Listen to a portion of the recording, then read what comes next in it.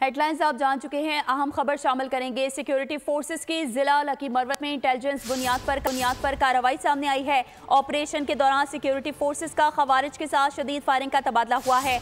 मजीद तफसीलात जानेंगे नुमाइंदा खुसूसी सलमान आवान से। सलमान, आगाह कीजिएगा।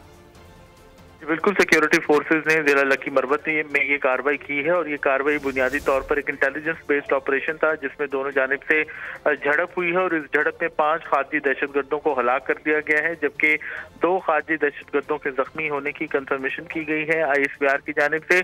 और इसके साथ ही ये भी बताया गया है कि इस इलाके के अंदर एक सैनिटाइजेशन ऑपरेशन किया जा रहा है ताकि दहशतगर्दों का मुकम्मल खात्मा यकीनी बनाया जा सके, उनके हमदर्दों और सहूलतकारों को भी पकड़ा जा सके। और ISPR का ये भी कहना है कि पाकिस्तान की अफवाज जो है, पाकिस्तान की सिक्योरिटी फोर्सेस बतने जी से दहशतगर्दी की लानत के खात्मे के लिए पुरअज़्म है। जी ठीक है, नुमाइंदा खुसूसी सलमान आवान हमें तफसीलन आगाह कर रहे थे। आपका बहुत शुक्रिया।